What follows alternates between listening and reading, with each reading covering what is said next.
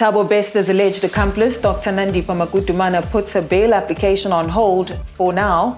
It was the president's turn to answer questions on corruption at Eskom after we heard from the Hawks and the Power Utilities Board, and a sum of Ekurhuleni's waste trucks actually missing. Hello, I'm Gladys Mutele, and this is Eyewitness News.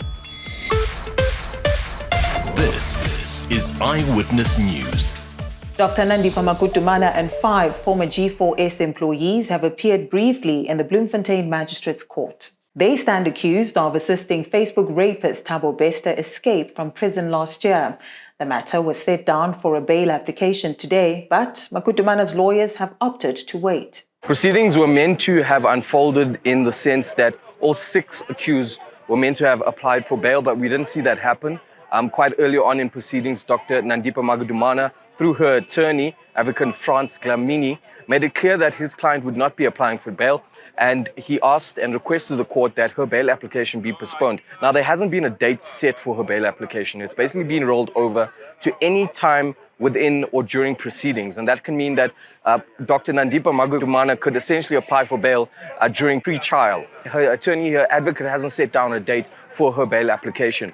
And this was because he had actually said that crucial evidence had surfaced, and what that evidence is, we don't know right now. So Dr. Nandipha had left proceedings early in the morning following the magistrate granting her that decision to postpone her bail to another day. The matter was rolled over to tomorrow to allow the state to wrap up the bail proceedings before the magistrate actually hands down judgment regarding their bail. For Eyewitness News, I'm Oren Singh in Bloemfontein. The Ekurhuleni municipality says all their waste collection trucks are accounted for, contrary to what the EFF in the city has alleged.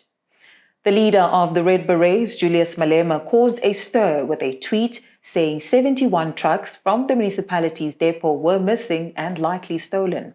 The tweet caused friction with the newly formed ANC-EFF coalition government in the metro, with the latter accusing the Red Berets of acting outside the collective. The EFF has recently come into government in the city of Ekurhuleni, holding 5 seats in the mayoral committee, including the position for MMC for Environment and Waste Management Services. But before that, the EFF, along with the other many parties in council, voted in favor of a motion for the city to dispose of many of its compactors. The reason cited in the council report of why the city was disposing of its compactors is that many of them were old, had high mileage and frequent breakdowns.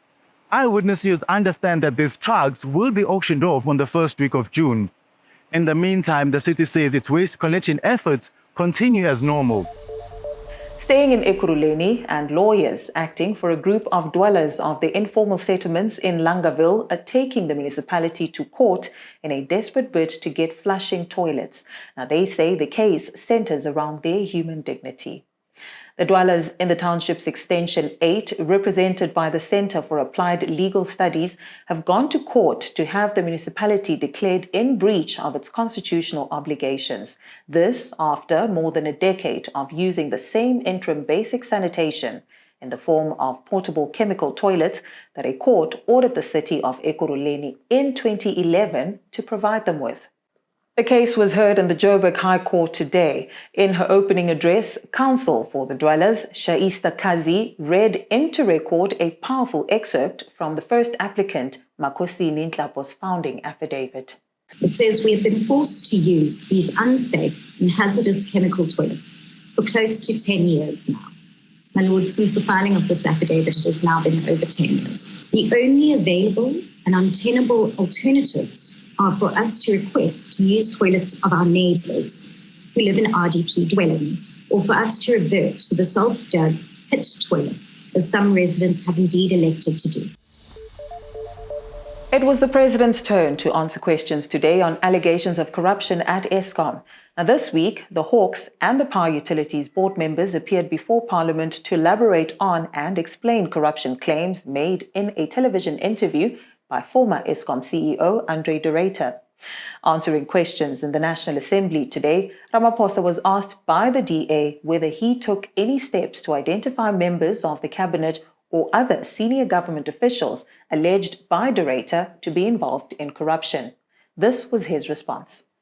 I've not been presented with any evidence of members of the cabinet or other senior government officials alleged to be involved in corruption at Eskom. Anyone who does have such evidence should provide that information to the relevant authorities so that a thorough investigation of all credible allegations can be conducted. Meanwhile, Health Minister Dr. Joe Phaahla says hospitals must definitely be exempt from load shedding. With the country currently on stage 6 power cuts, health facilities are struggling to deliver an adequate service. But this flies in the face of a move by Public Enterprises Minister Pravin Gordhan, who's appealing a High Court ruling compelling hospitals, schools and police stations to be exempt from load shedding. Phaahla says while he understands why his counterpart is appealing the judgment, health facilities need power as generators are only for emergencies. They are not meant to be running for 12 hours a day. I mean, when you get to stage 6, sometimes it's about 12 hours in a day. And that's not what they are meant for.